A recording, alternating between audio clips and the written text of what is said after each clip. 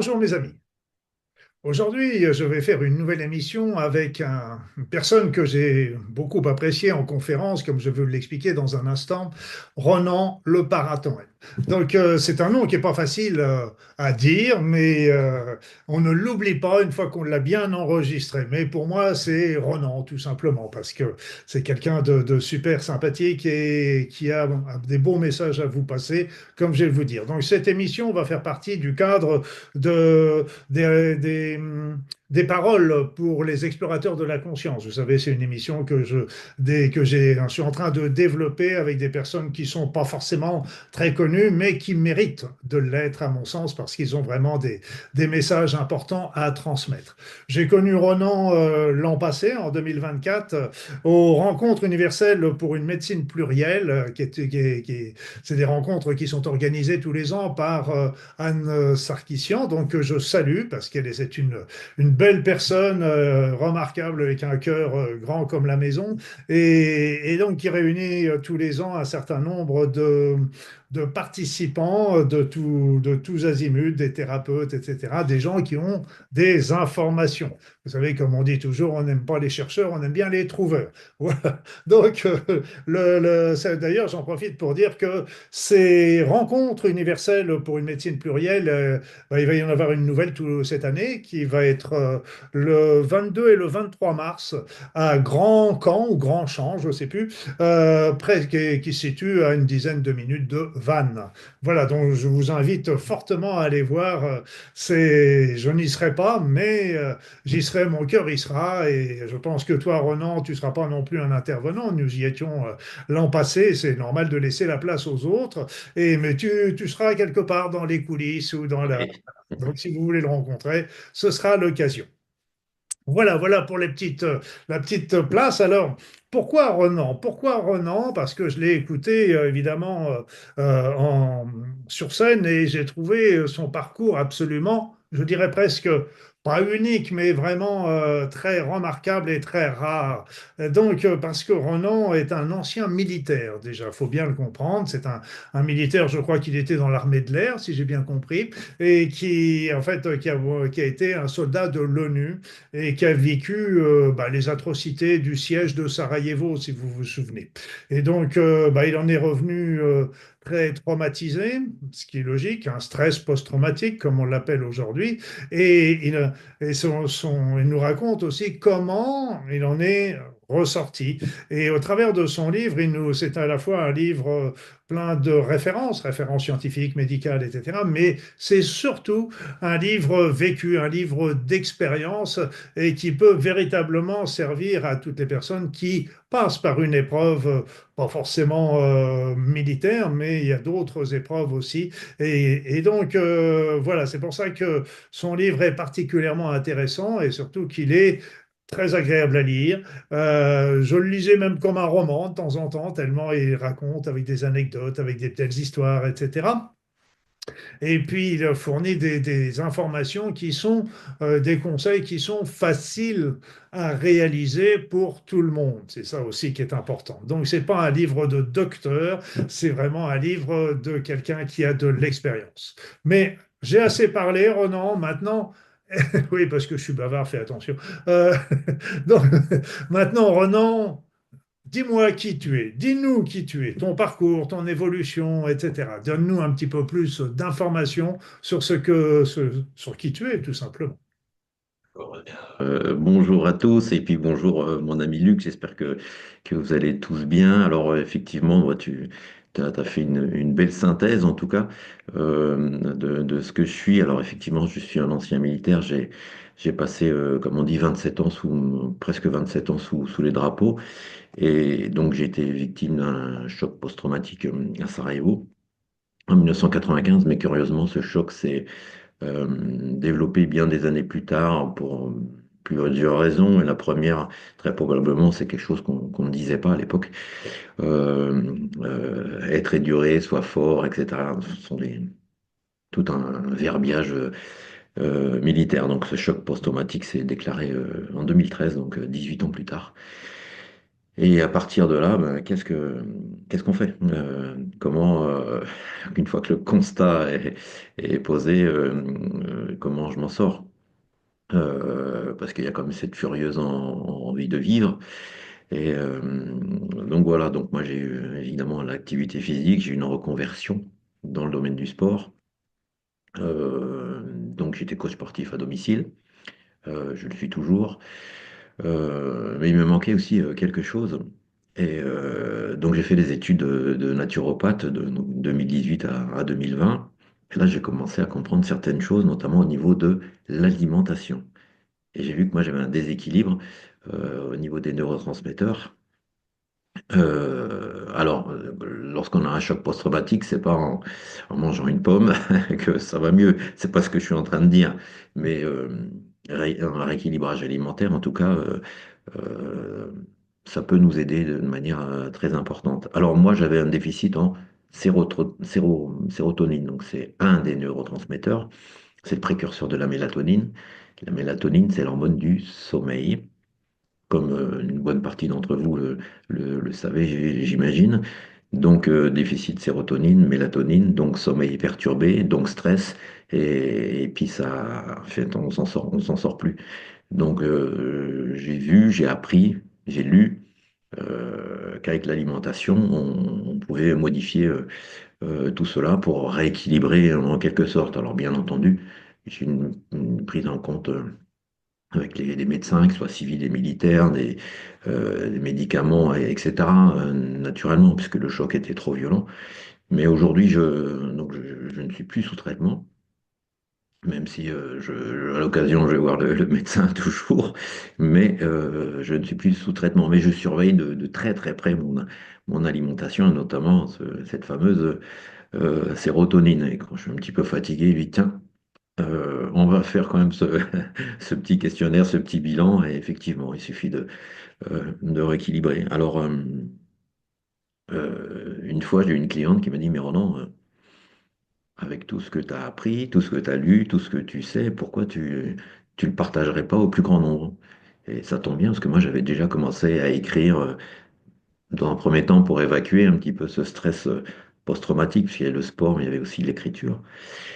Et donc ça s'est passé comme ça en fait. J'ai commencé à écrire, j'ai partagé au plus grand nombre et puis les gens m'ont dit waouh, merci, je dors mieux, je vais mieux, je suis moins stressé et donc ça a été pour moi c'est la plus belle en tout cas des récompenses sur ça c'était sur le en tout cas mon premier livre Ressentez-vous. Ouais. Voilà.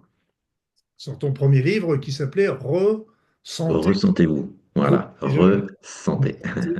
Voilà. Alors pour aller dans ton sens, d'ailleurs, euh, sache mon ami que actuellement la médecine psychiatrique en particulier a des médicaments, mais connaissent aussi les limites des médicaments, en particulier des antidépresseurs, des anxiolytiques qui ont les antidépresseurs qui ont une activité que très relative, comme on le sait, et donc ils se penchent énormément également sur la nutrition.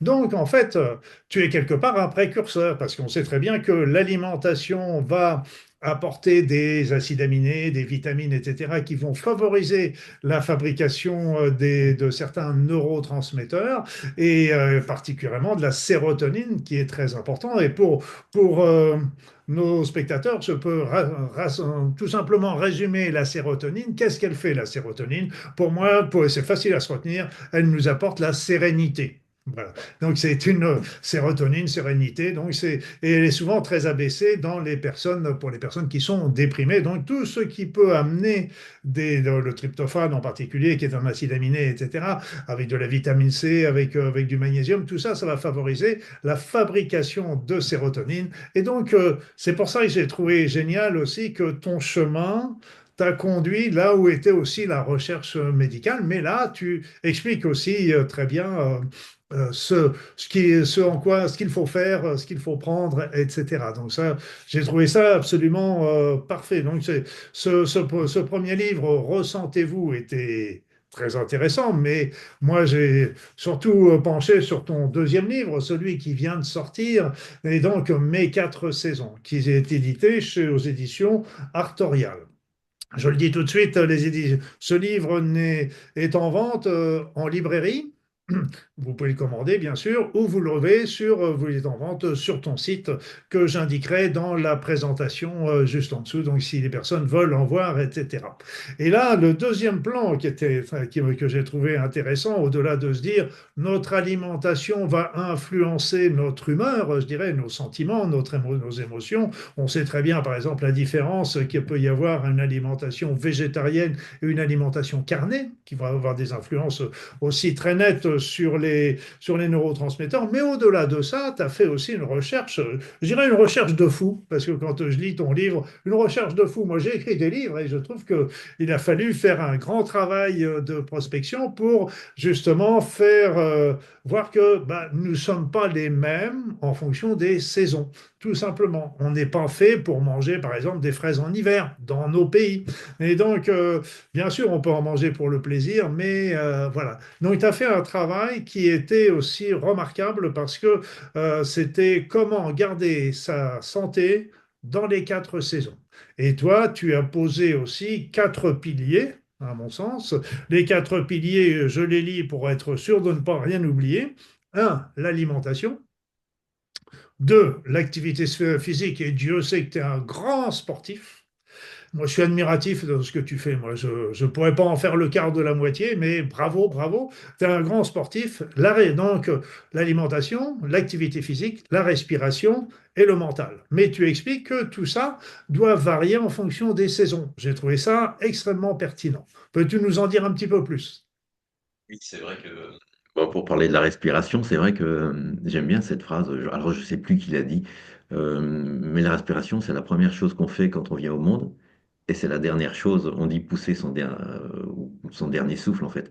Donc, et après, il y a plein de choses au milieu de tout ça, mais la respiration, c'est comment gérer sa respiration, c'est impressionnant. Et il y a beaucoup, beaucoup de gens, et moi le premier il y a quelques années, qui ne maîtrisaient pas cette respiration qui peut être boostante ou alors au contraire apaisante, selon les moments.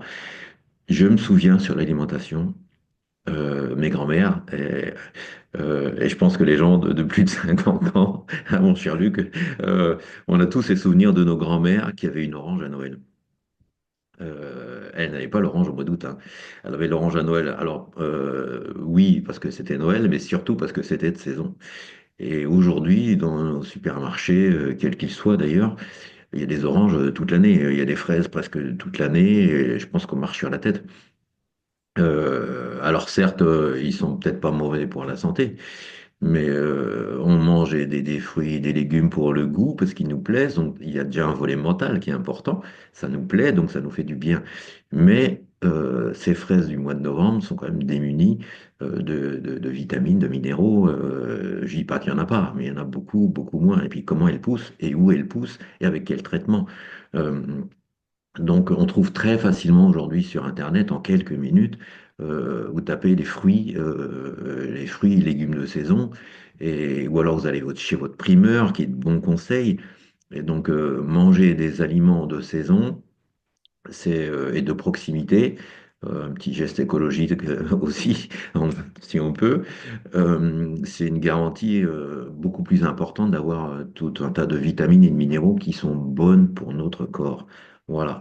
Ensuite, sur l'activité physique, évidemment, j'ai parlé de deux activités physiques par saison. Plutôt que de sport, je parle d'activité physique. La marche, c'est une activité physique. Le jardinage, c'en est une autre. Euh, donc, des randonnées, par exemple, on peut en faire en plein hiver, bien, bien couvert, et c'est bon, c'est excellent pour la santé. Il y a différentes marches. Il y a la marche nordique, il y a la marche afghane qui allie donc, justement un volet mental avec la respiration. Il y a tout un tas d'activités. Donc, j'ai opté, la natation, je l'ai mis par exemple, en été. Bon, en bord de mer, il y a des gens qui se baignent toute l'année. Je dis pas qu'il faut pas se baigner. D'ailleurs, c'est excellent. Je pense notamment à ce cher Wim Hof et ça. J'imagine que tu connais très bien Wim Hof aussi, Luc, qui fait des immersions en eau très, très très froide, gelée même. Après, j'ai oublié le nom. Je crois que c'était le médecin de Lénine, docteur Salvanov, je crois, qui faisait des études sur le froid, le chaud, les bains froids, les bains chauds et les bienfaits pour la santé. Donc, en fait, ce sont toutes des choses qui tombent sous le sens. Manger de saison, pour moi, c'est une évidence. Une activité physique de saison, ça tombe sous le sens. Une respiration adaptée lorsqu'on est stressé, par exemple. Euh, je fais simple, on a un système sympathique qui est plutôt excitant et parasympathique qui est plutôt calmant. Alors pour s'en rappeler, parasympathique, je pense au parachutiste qui descend et qui, hop, qui est tranquille, enfin d'apparence zen, je garantis qu'il ne l'est pas, mais d'apparence zen, donc parasympathique, c'est celui qui apaise. Et pour apaiser avec la respiration, ce système, il suffit d'expirer plus longuement que d'inspirer, d'accord? En gardant le même débit, le même volume à l'inspiration et à l'expiration. Mais si par exemple on inspire 2 à 3 secondes et on inspire 4, 5, 6 secondes, j'aime pas faire des comptes, il faut inspirer 3 secondes, souffler 4 secondes. Je pense qu'il faut laisser la liberté à chacun. Là, je suis en formation préparateur mental aussi. Donc, pour finir mon triptyque coach sportif, naturopathe et préparation mentale. Donc, c'est un volet important. Donc, pour apaiser, il suffit d'expirer un petit peu plus longtemps, voire de faire un petit blocage de respiration, poumon vide, ou une apnée. Il y a des gens qui n'aiment pas trop le terme apnée. J'ai changé il n'y a pas si longtemps que ça avec Loïc Néry, là, l'apnéiste ancien recordman du monde. Donc, j'ai eu un bel échange avec lui à la Sorbonne il y a 2 mois. Donc voilà, pour apaiser, je vous garantis que ça marche lorsqu'on est par exemple dans les bouchons, dans les grandes villes, ou après on est au travail, on peut faire quelque chose de- d'assez rapide pour se poser un peu. Donc voilà comment on peut jouer avec l'aspiration, la respiration, et comment elle peut influer, mais d'une manière assez directe sur notre mental, sur notre moral, sur notre sommeil aussi. Et Dieu sait que le sommeil, euh, c'est quelque chose d'important. J'ai lu très récemment qu'on dormait, par rapport à 1970, à peu près 1 heure et demie de moins. Je ne sais pas si tu as entendu ces chiffres à peu près, Luc, mais j'ai été assez surpris. Non pas qu'on dorme moins, je m'en doutais, mais 1 heure et demie de moins, c'est quand même assez conséquent. Donc, il faudra que j'aille faire d'autres recherches à ce sujet pour être bien sûr de la véracité de Mais ce c'est que vrai, j'avais lu à ce moment-là. c'est juste, c'est juste. C'est juste, voilà. Donc, quand on sait tous les problèmes liés au manque de sommeil, bon, il y a de quoi se poser des questions. Puis on voit quand même qu'il y a tout un tas de maladies qu'on appelle auto-immunes, etc., qui jaillissent, surgissent, et on n'a pas trop d'explications. Donc, je pense que ça pourrait en tout cas en être une. Mais oui, alors j'ai beaucoup lu, j'ai beaucoup appris. Et une des premières lectures que j'ai faites, c'est le docteur signalait en fait que ton alimentation soit ta troisième médecine. Et elle m'a beaucoup, c'est un livre ben, de médecin, pour médecin presque, mais m'a beaucoup, beaucoup interpellé, beaucoup fait réfléchir. Et à partir de ce livre, j'ai été lire des tonnes de sujets, mais j'en sais moins que demain. Eh oui. Ah bah c'est, de toute façon, l'idéal, c'est de se coucher toujours, tous les soirs, en ayant appris quelque chose dans la journée. Ça, c'est clair. Donc, mais le travail que tu as fait, en plus, j'insiste là-dessus, c'est que là, tu as donné, on va y revenir là dans un instant, des médicaments. Que ton aliment soit ton médicament. Voilà. Donc, tu as donné des aliments qui étaient, à mon sens, très importants. On va y revenir dans un instant. Mais en plus, mais c'est surtout ton livre, tu l'as cloisonné dans les 4 saisons. Et quelque part, au sein des 4 saisons, tu as cloisonné pratiquement chaque mois avec les aliments qui correspondent au mois, etc. Ce que faisaient les anciens par la force des choses, parce qu'ils mangeaient les aliments locaux, comme tu dis, et mangeaient des aliments de proximité. On peut favoriser justement les petits agriculteurs du coin qui font souvent des cultures biologiques ou bio-raisonnées ou déjà raisonnées. Donc, c'est déjà important et c'est eux auxquels il faut penser en priorité parce que, a priori, on aura les aliments les plus frais parce que c'est pas tout d'avoir une alimentation. C'est la fraîcheur de l'aliment est aussi très important parce qu'il a tendance à perdre ses nutriments avec le temps. Donc, tu as fait un travail de fou sur les 4 saisons. Et là, ce qui m'a beaucoup plu aussi, au-delà des aliments qui correspondent aux différentes saisons, mais il y a aussi les activités physiques qui sont différentes. Il y a la respiration aussi que tu conseilles et le mental. Alors, dis-nous un peu sur le mental, le quatrième point du tri de ta...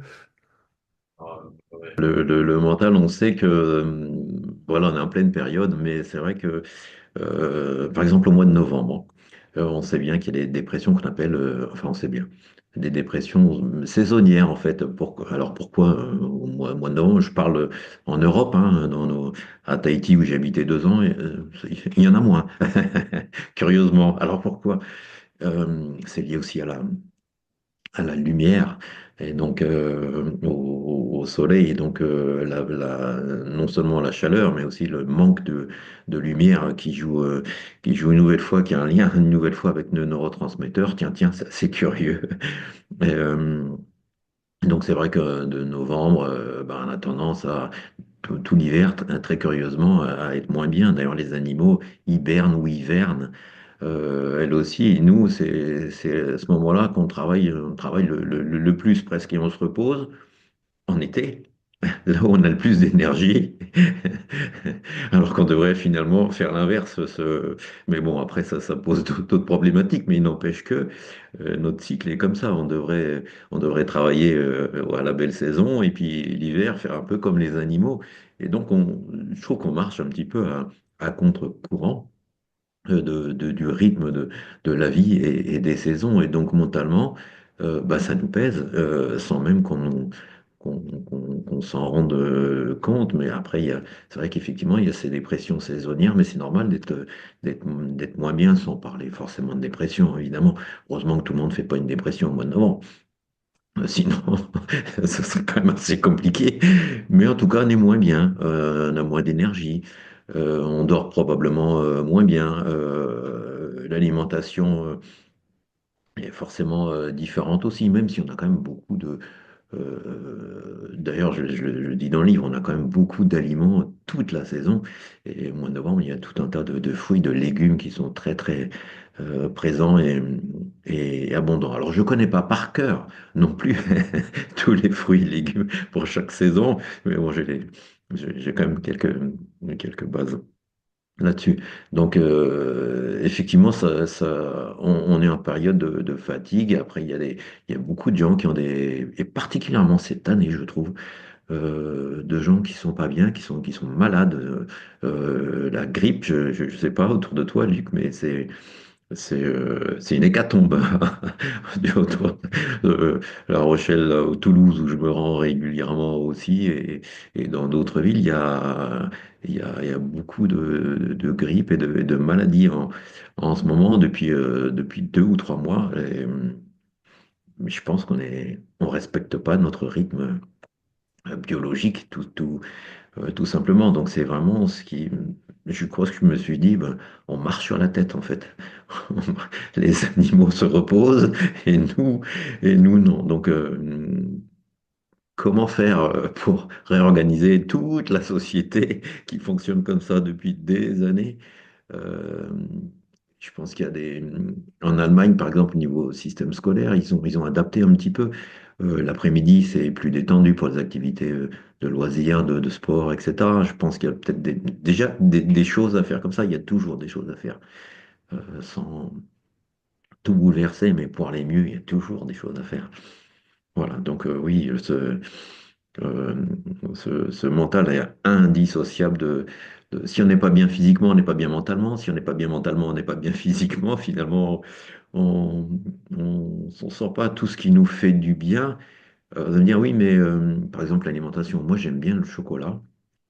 Et c'est vrai, hein, c'est mon cas.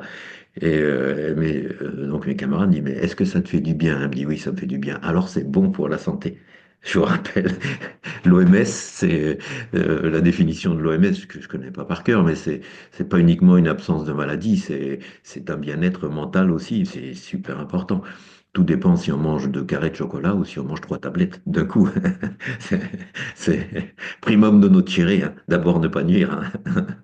Oui, parce que ce qu'il ne faut pas oublier, c'est qu'il y a aussi une question de qualité, mais il y a aussi une question de quantité, comme tu le dis très justement. Si on mange 1 ou 2 carrés de chocolat noir en Bien particulier, sûr. qui a montré son intérêt, c'est plutôt quelque chose de positif, au même titre que le thé vert, par exemple.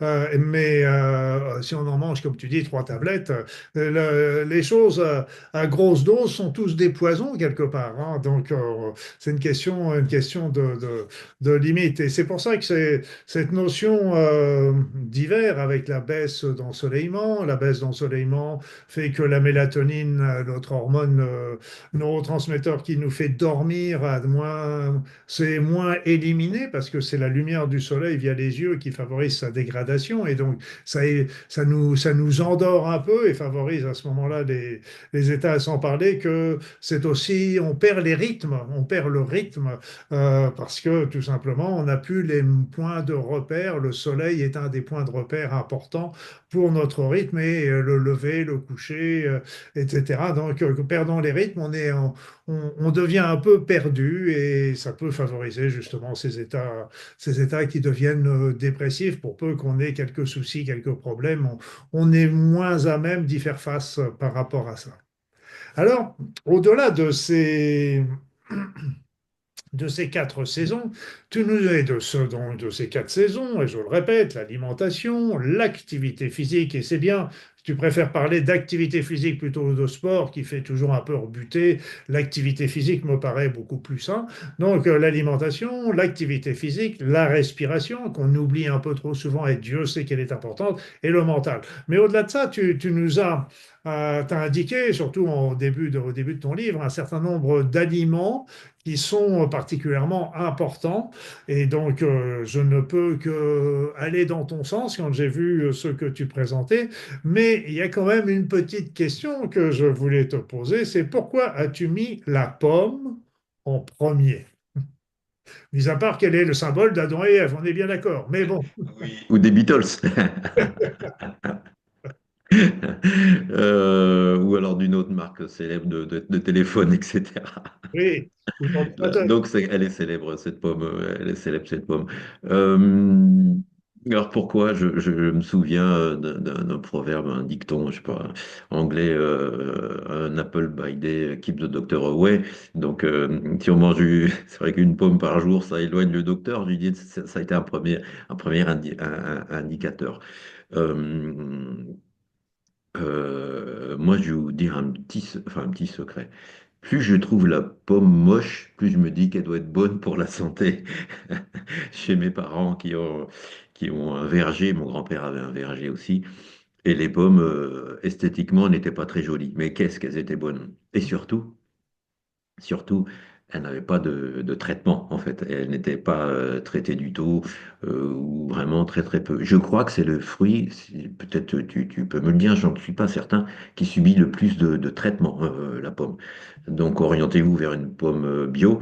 Je crois que c'est 17 traitements ou un truc comme ça. Donc attention à pas n'importe quelle pomme en tout cas, mais une pomme bio. Alors si vous avez vos pommiers dans le jardin, c'est parfait, c'est parfait. Mais donc voilà, attention, pas n'importe quelle pomme. Et en plus, donc ces pommes, on en a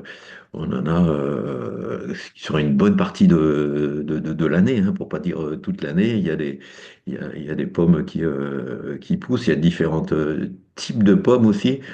Les carottes, je crois, je sais pas s'il y a plusieurs formes de carottes, mais les pommes, il y en a plein de toutes les couleurs. C'est quelque chose en plus qui est sucré, donc qui est bon, mais on va dire oui, mais pour maigrir, le sucre, attention, attention, là on parle de fructose. Et donc, c'est un sucre qui est excellent, excellent pour la santé. Ne coupez pas les fruits, les légumes sous prétexte qu'il y a du sucre et que ça fait grossir. Surtout, vous faites à mon sens, une grave, grave erreur. Fructose, c'est très bon pour la santé. Et les pommes, si vous mangez 2 3 4 pommes par jour, il n'y a pas de souci. J'ai jamais connu quelqu'un qui a fait une overdose de pommes, en fait. Je, enfin, jusqu'à aujourd'hui, hein, Luc, moi, je n'ai pas vu. On verra demain, mais aujourd'hui, non, je ne pense pas. Donc, ouais, Oui. c'est l'aliment que tout le monde connaît, en tout cas dans les pays, dans nos régions. Dans nos régions, à Tahiti, parce que j'habitais là-bas, il y avait pas, il y avait plein d'autres fruits et naturellement, hein, mais délicieux, mais pommes, il y avait pas, il y avait pas. Voilà. Bah, les pommes sont riches en pectine, sont riches en, qui est une enzyme, c'est riche en fibres, c'est riche en vitamines. Et c'est vrai que moi j'avais autrefois un petit verger, enfin un verger, j'avais quelques pommiers et je riais parce que je leur disais à mes pommiers quand même, hein, vous exagérez, ici il y a les pommes qui sont toutes tordues, qu'il n'y en a pas deux pareilles. Alors que Oh. quand je vais chez la grande surface ou le primeur, elles sont toutes pareilles, elles sont toutes calibrées. Pourquoi vous n'avez pas deux pommes pareilles? Vous n'êtes pas capable d'en faire deux pareilles. Mais le fait est c'est, comme tu dis, le problème, c'est tous les traitements. Ce sont tous les traitements qu'elles reçoivent. Et même quand ces traitements pénètrent à travers la peau, dans la chair. Et donc, il faut ne pas hésiter à éplucher la pomme, mais même l'éplucher en profondeur. Donc, après ça, il va peut-être que nous rester que le trognon. Ce serait quand même dommage. Mais c'est vrai que les polluants ont tendance à pénétrer de plus en plus et c'est pour ça que les pommes bio sont largement. Moi, je voyais ça aussi avec les tomates qui sont pareilles, qui sont traitées. Je suis déprimé quand j'achète souvent des tomates qui n'ont plus aucun goût. Ah non, de l'eau. C'est de l'eau, c'est de l'eau. Et donc, par contre, si on prend quelques tomates en bio, là, on se retrouve avec. Et donc, au niveau, c'est vrai que le bio, l'alimentation raisonnée coûte un petit peu plus cher. Et encore. J'ai vu bien souvent, c'est même chez le bio, qui coûtait moins cher que la grande surface, hein. C'est un comble, mais c'est comme ça. Et mais c'est une question de choix aussi, hein. C'est parce que c'est une choix de vie. Il vaut mieux supprimer quelques sucreries ou choses dont on n'a pas besoin pour favoriser les aliments qui sont bons pour notre santé, parce que les nutriments sont plus concentrés, il y a moins d'eau et ils sont plus concentrés dans ces aliments. Et donc, ce qui est très important pour tout ce que tu racontais tout à l'heure avec les neurotransmetteurs et, euh, et tout ce qui va remplacer. Moi, je suis admiratif quand je mange n'importe quel aliment et je me dis, tous les petits nutriments, ils vont rentrer dans mon organisme et vont remplacer, ils vont s'incorporer dans mon corps. C'est waouh, quand on réfléchit à ça, ça laisse pantois, ça va s'incorporer dans mon corps. Donc, c'est ce que je disais aux gamins quand j'étais tout petit, ben, je leur dis, bon, quand tu veux construire un mur, tu vas prendre des belles briques pour bien construire ton mur. Mais si tu mets des briques pourries, etc., ton mur, il sera pas très solide. Et c'est un peu la même chose quand on mange des aliments qui sont pas. Eh bien, tout simplement, on va se retrouver avec des aliments qui vont pas apporter franchement les nutriments adéquats ou la quantité adéquate. Donc, ça rejoint, c'est pour ça que j'ai beaucoup aimé ton livre, parce que ça rejoint tout à fait ma pensée sur beaucoup, beaucoup d'éléments. Alors, j'avais quand même une question que j'ai oublié de te poser au départ. Mais ton livre, là, qui est magnifique, hein, je vous le rappelle. Je ne sais plus combien il coûte, Ronan, 19,90. Et, 19,90. et donc, ce livre, pourquoi as-tu mis un ananas? Je sais bien que maintenant, c'est que tu as été à Tahiti, donc on est bien d'accord, mais c'est pas le pays où il y a plus d'ananas, mais ils en fabriquent, ils en cultivent. Mais alors, pourquoi l'ananas? En fait, comme souvent, c'est tout bête. Autant ressentez-vous, j'avais choisi ma couverture, je l'avais réfléchi, etc. Et donc, mon éditrice, l'édition Artorial, là, m'a proposé, en attendant d'eux, finalement de sortir mon deuxième livre. Elle avait fait comme donc une annonce, un petit peu de publicité, et elle a mis cette couverture-là. Mais c'est elle qui a choisi cette couverture-là. Et elle me dit, bon, bah, si tu veux, on va le retravailler. Je dis non. Et j'ai eu un flash absolu. Je dis, c'est ça que je veux. Et je l'ai trouvé magnifique, mais elle m'a, tu sais, comment expliquer ça? J'ai senti, c'est ça qu'il me faut. Mais tout de suite, tu ne veux pas qu'on change? Non, rien du tout.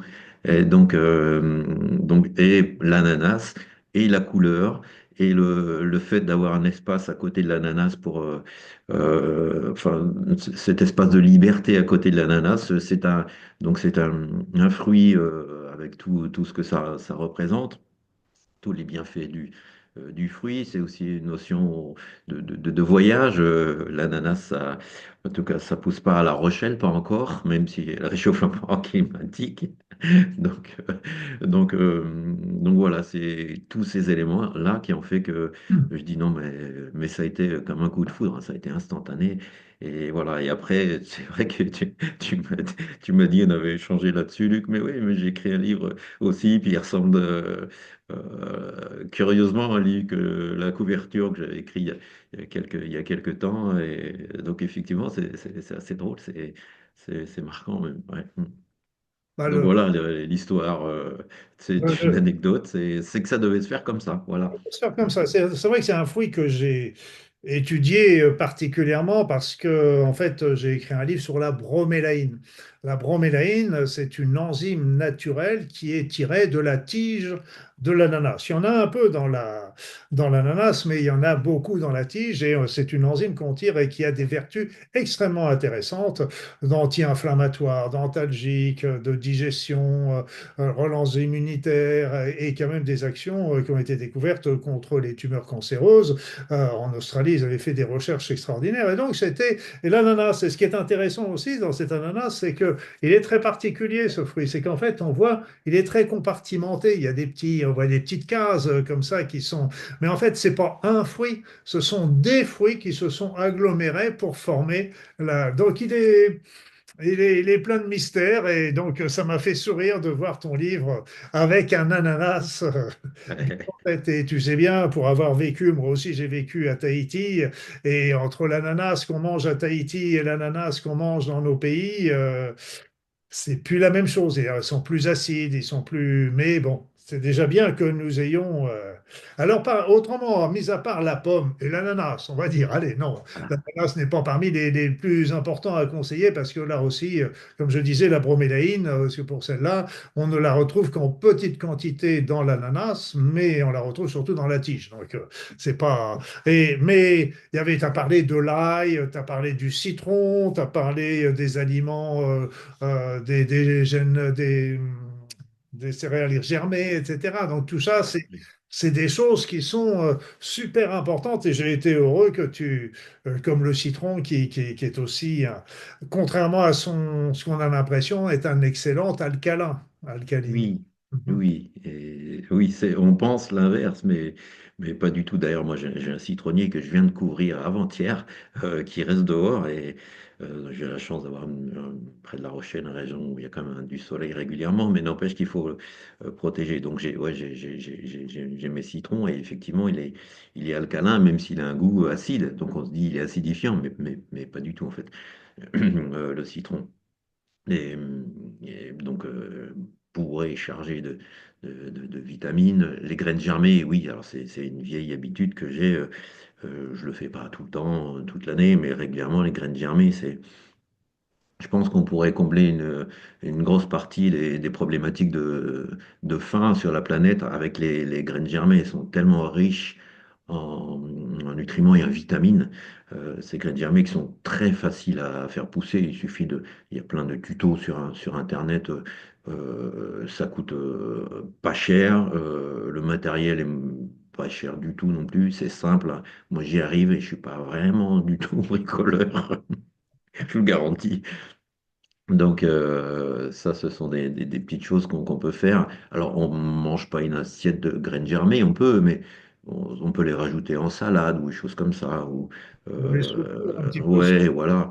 sur, Euh, sur une salade. L'ail, ouais, bien sûr. Je parlais de l'ail aussi, mais c'est un des aliments anti-maladie, entre guillemets. Euh, enfin, plutôt qui favorise la santé, euh, plutôt qui lutte contre, qui favorise la santé, qui nous permet de rester en bonne santé. Alors, je parle aussi j'ai des huiles essentielles, j'ai mon Ravinsara, mon tea tree, ma petite armoire, elle est derrière d'ailleurs. J'ai une vingtaine d'huiles essentielles selon les saisons pour, voilà, ce sont des choses, ce sont que des choses simples, mais bio, bon, pour les huiles essentielles, c'est autre chose, mais l'ail, etc., c'est les citrons, c'est de proximité, tant que vous pouvez de proximité. En plus, ça fait fonctionner les petits commerces du coin et ils ne s'éteignent pas, et puis ça les encourage à produire et acheter des choses de qualité et vous investissez pour votre santé. C'est tellement Ce qui est important, c'est un sujet, enfin, c'est même plus majeur, c'est vivre vieux, ok, surtout, mais surtout, bien. on est en pleine période d'épidémie. Donc, d'où l'importance d'avoir justement une bonne alimentation, une alimentation riche en vitamines, en oligo-éléments, en nutriments. Donc, c'est ce qu'on trouve surtout dans les fruits et légumes. Mais après ça, l'ail, comme tu le dis, est très intéressant. Tout ce qui contient évidemment de la vitamine C, du Ah magnésium, oui. etc., qui nous permet de, au niveau énergie, par exemple, on sait très bien que la meilleure manière de prévenir une grippe, par exemple, sur le plan énergétique, j'entends, eh bien, c'est de remonter son niveau vibratoire, remonter son énergie. Donc, en ayant une bonne alimentation, en ayant une bonne activité physique, un bon sommeil, une bonne hydratation, on n'en a pas parlé, mais je sais que tu en parles Non. beaucoup de ça, et ce qui est très important. Donc, tout ça, c'est ce que tu dis, et ça se retrouve dans les faits, parce que moi, je voyais ça surtout même, par exemple, au niveau des fameuses épidémies de peste et de choses comme ça. Donc, je disais, ça a tué la moitié de la population européenne. Pas que de l'européenne, c'était un peu partout dans le monde. Mais je dis, pourquoi ça n'a pas tué l'autre moitié? Voilà, je suis toujours l'emmerdeur qui posait les questions d'ailleurs. Et, pourquoi ça n'a pas tué l'autre moitié? Et donc là aussi, si on regarde bien, l'autre moitié, c'était des gens qui avaient plus les moyens, d'ailleurs, par rapport à pouvoir se nourrir, à pouvoir avec peut-être davantage d'hygiène, etc. Et qui a fait. Donc c'est pour ça que le germe, bien sûr, s'est transporté dans l'air. Alors quand vous allez dans les grandes surfaces et dans les machins comme ça, il y en a plein partout. Mais pourquoi vous, vous allez l'attraper et pas l'autre ou inversement? Parce que ça va dépendre de votre terrain, de votre énergie, de votre mental, de votre alimentation, de tout ce que nous raconte Ronan dans son livre avec précision et concision. Et effectivement, tu parles de l'eau, après j'en parle beaucoup dans le premier, dans le deuxième aussi, mais il y a une phrase que j'aime beaucoup, que j'ai entendue à plusieurs reprises, c'est l'eau n'est pas importante par rapport à ce qu'elle apporte, mais par rapport à ce qu'elle emporte, en fait. Donc la moins minéralisée possible, contrairement à quelques publicités qu'on voit, qu'on a tous entendues. L'eau, en fait, les reins sont faits pour éliminer. Donc, comme le foie, les reins, c'est un système de nettoyage, c'est notre déchetterie, si vous voulez, hein, notre usine de déchetterie, de retraitement, le foie et d'évacuation déchetterie pour les reins. Et donc, il faut lui apporter beaucoup d'eau, mais la moins minéralisée possible, de façon à ce qu'elle puisse éliminer tous ces déchets, tous ces toxiques. Après, notre corps est très bien fait, il régule, mais n'empêche que si on a trop éliminé, on fatigue. Et tu parlais de terrain, et si on fatigue, bah, finalement, ça laisse un petit peu la place ou le lit pour des différentes pathologies. Donc, c'est vrai que on préfère travailler sur la santé et sur et garder la meilleure forme possible et de façon à tenir les maladies qui ont toujours été là, qui seront toujours là, mais éloignées possible. Ou alors, c'est vrai que tu parlais la moitié de la planète a disparu, alors on peut très bien avoir notre voisin qui a la grippe et nous être juste un peu plus fatigués. Parce que notre corps elle sera suffisamment fort pour lutter et puis repousser, donc ne pas se faire avoir par cette grippe puisque c'est de saison. Donc voilà, donc le terrain, le travailler avec l'alimentation, l'hydratation, le sport, le mental, la respiration, tout ça ne fait qu'un en fait. On ne peut pas prendre un médicament pour éradiquer un truc précis. C'est le corps en entier qu'il faut considérer et même au-delà. Son mental, son âme, ses vibrations, ses relations sociales, tout ça, ça fait partie de notre santé. Et j'aimerais rajouter sur le sommeil tout à l'heure, sur et le sommeil et le soleil et la mélatonine. Donc, tu parlais du tryptophane, l'acide aminé, tryptophane, donc sérotonine, mélatonine, sommeil. Ça, c'est un petit poison. C'est un petit poison, ce téléphone qu'on utilise. Je suis sûr qu'il y a une partie d'entre vous qui l'utilisez avant de vous coucher. Eh ben, ça imite, figurez-vous, la luminosité du soleil. Et donc, ça ralentit l'endormissement et ça empêche la mélatonine. Donc, ça bloque en fait l'arrivée de la mélatonine, et en bonne partie en tout cas, et ça perturbe notre sommeil. Donc, dans la mesure du possible, ne regardez pas votre téléphone portable dans la demi-heure qui précède votre endormissement ou le moment où vous allez vous coucher. Je sais que c'est c'est compliqué pour certains d'entre vous, et moi le premier, hein. Mais je vous garantis que vous aurez un sommeil de meilleure qualité. Faites le test. Et je suis sûr, Luc, que tu as déjà conseillé ça des dizaines de fois. Et Mais faites le test. l'idée aussi, c'est si les personnes gardent le téléphone auprès d'eux quand elles dorment, l'idée c'est de mettre le téléphone assez éloigné, à quelques mètres, pas sur la table de nuit et dormir juste à côté, par exemple. Donc on peut le garder à un mètre, 2 mètres, mettre sur une commode un petit peu éloignée. Et puis si quelquefois il sonnait etc., bon, on va l'entendre et on va aller y répondre. Mais c'est vrai qu'il a tendance toujours mais c'est un des conseils avec les champs électromagnétiques, des courants électriques, etc. Là, on tombe encore Oui. dans un autre domaine. Et là, je suis en train d'expérimenter d'ailleurs un bonnet. Je voulais voir un petit peu ce que ça donnait. C'était un bonnet anti-ondes. Un bonnet, Ok. un bonnet anti-ondes qu'on met sur la tête. Et alors, je suis en train de l'expérimenter pour voir un petit peu ce que ça pouvait donner au niveau. Donc, déjà, quand j'ai plus ce bonnet, j'ai l'impression d'être tout seul dans ma tête. Donc, c'est déjà impressionnant. Il y a un plus grand silence qui est là. Donc, c'est déjà important. C'est vrai qu'au bout d'un petit moment, je commence à en avoir un petit peu assez. Mais est-ce que c'est du bonnet? Mais le fait est, et c'était ça dont je voulais être sûr, c'est ce bonnet ne coupe pas sur la réception des énergies, énergie de la Terre, énergie de l'univers, énergie divine, etc. Ça les coupe pas, c'est déjà bien.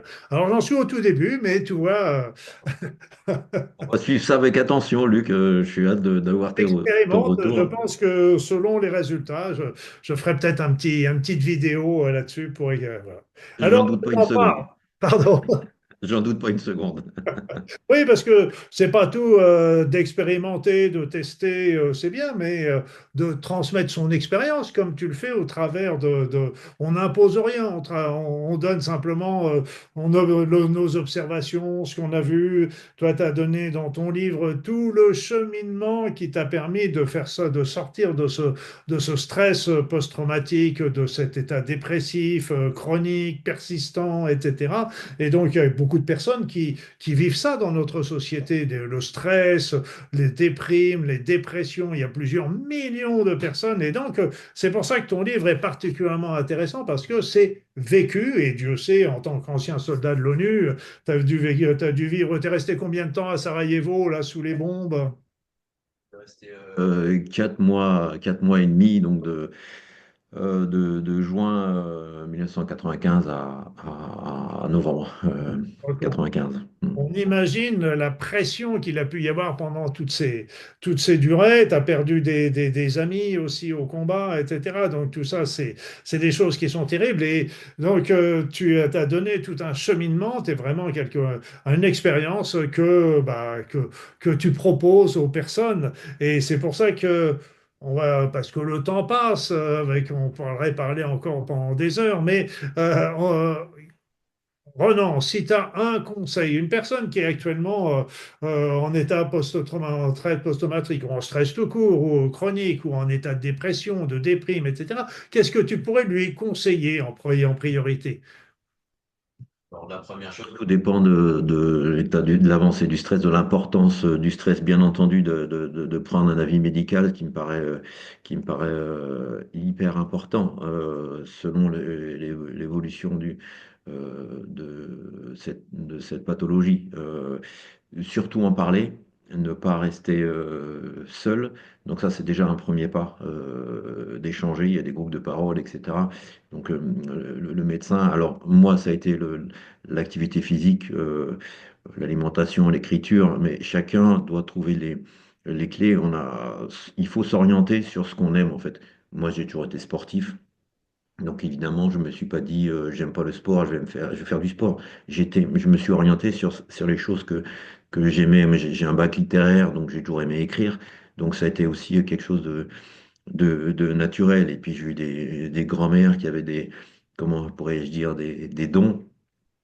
Et on parlait souvent de reboot, de choses comme ça, très en lien avec la nature, très lié avec la nature. J'ai une grand-mère qui se soignait notamment avec de l'argile verte, avec des feuilles de chou, des choses comme ça. Je dis, mais qu'est-ce que c'est que cette histoire? Donc elles m'ont sensibilisé à ça. Donc c'est naturellement que je suis venu à ça. Après, euh, je sais pas, avec quelqu'un qui est fan des échecs, c'est peut-être l'occasion de se remettre aux échecs. Faites des choses qui vous font du bien.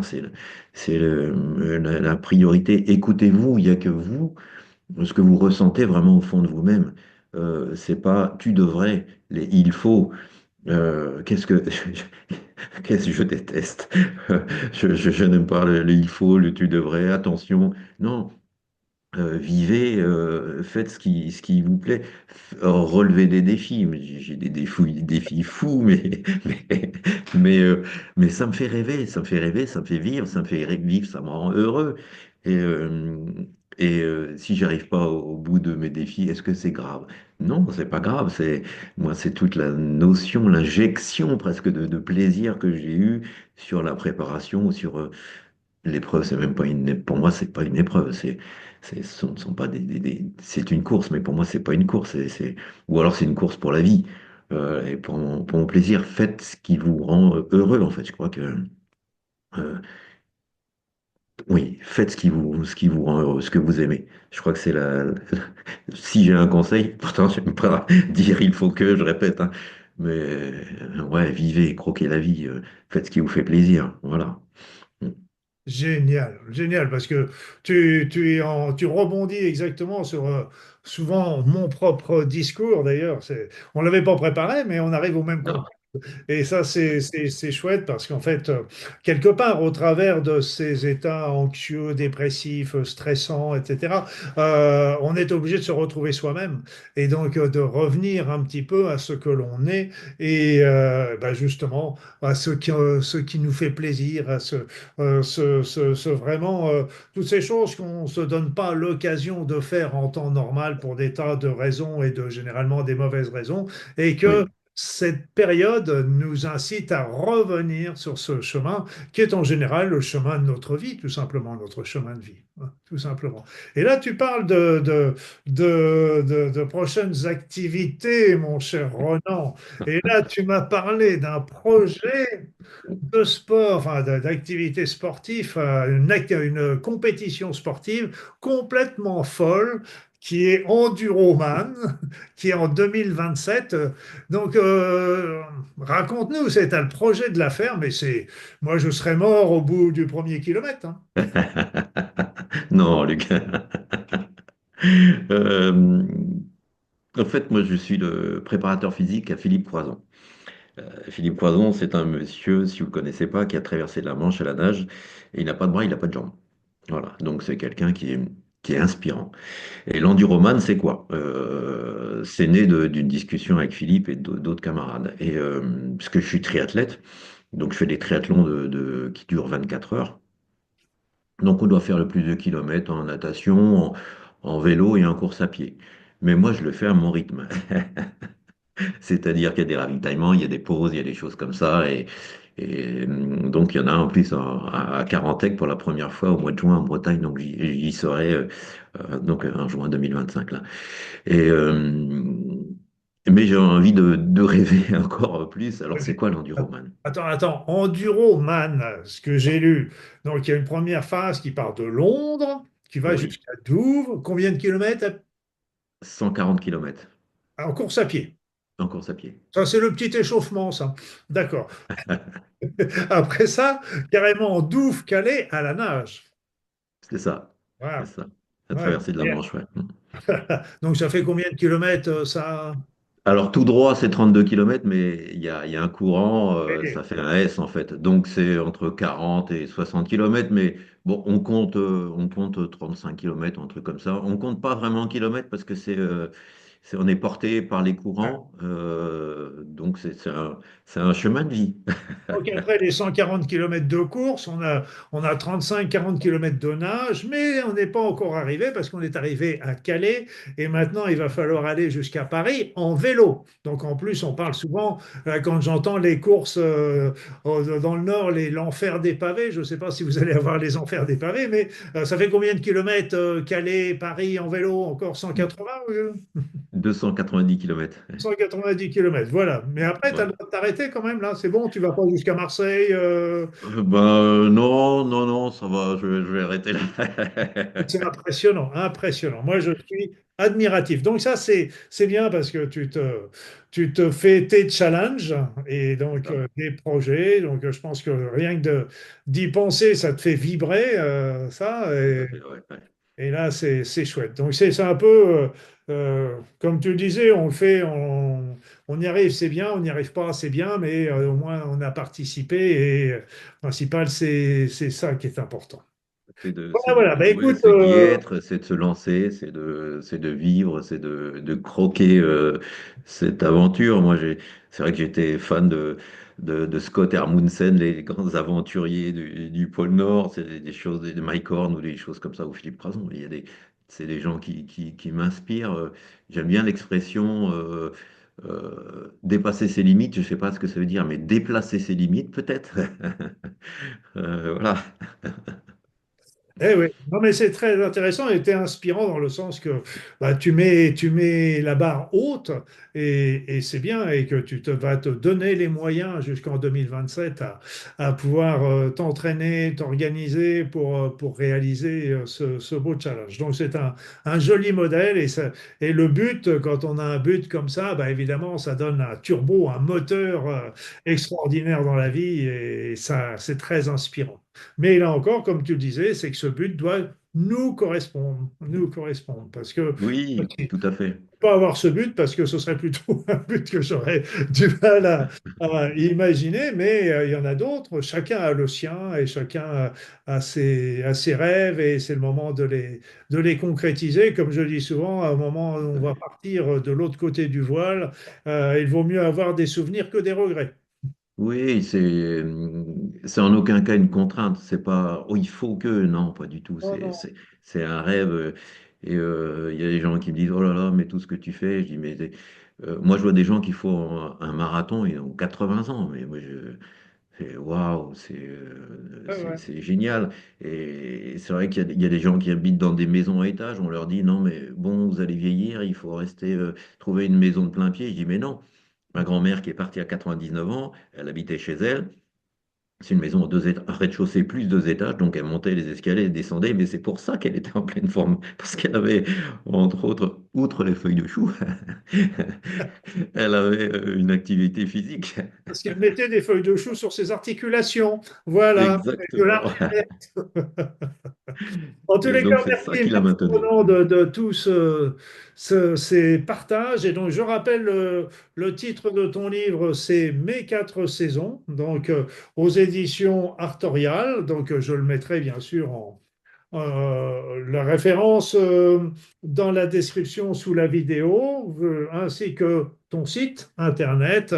Et donc, et tes prochains projets, tu as d'autres projets d'écriture, d'autres J'ai projets, un, à part j'ai le... un livre que j'ai terminé, là, qui est en lecture, comme on dit. Tu connais ça bien, Luc, parce que tu en as écrit quand même un certain nombre, qui s'appelle T24. Et donc, je raconte le T24 comme triathlon 24 heures. Et je raconte toute la préparation sportive, et pour le coup, et sur le plan de l'alimentation et mental, et surtout sur deux triathlons, celui de l'île de Ré et celui du Touquet. Comment cette journée s'est passée avec quelques anecdotes où de nuit, j'avais plus de lumière, j'étais presque perdu dans la forêt, j'avais plus de lumière et je n'osais pas interpeller les coureuses qui passaient, qui avaient de la lumière, de peur de leur faire peur justement. Donc, quelques anecdotes sur ce livre, T24, et j'ai un projet donc d'un quatrième livre. Ça sera le troisième pour finir donc cette trilogie de Ressentez-vous, mes quatre saisons. Et donc il y a un troisième qui est en cours d'écriture. On verra quand il sortira, 2026 ou 2027. Il est urgent de prendre son temps. Donc voilà, je l'écris sans stress. Bah, écoute, c'est génial parce que ça montre, tous ces projets montrent combien tu as fait du chemin depuis ce stress post-traumatique, cet état. Donc, c'est vraiment très plaisant et sont des exemples concrets. En attendant, bah, je te remercie d'avoir partagé et d'avoir accepté de répondre à mes questions. Et je suis encore plus heureux parce que bah, on se retrouve encore plus que ce que j'avais pensé. Sur vraiment sur des réponses et des points de vue qui sont très proches. Et puis, bah, je te souhaite le meilleur sur ton chemin. Évidemment, on va tous aller regarder très, très attentivement Enduroman en 2027. En attendant, bah, je dis au revoir à toutes les personnes qui ont eu la curiosité de venir regarder cette vidéo. Et puis, bah, je vous dis à très vite pour une nouvelle émission qui aura toujours pour but la parole aux explorateurs de la conscience. Au revoir à tous et merci. Au revoir à tous.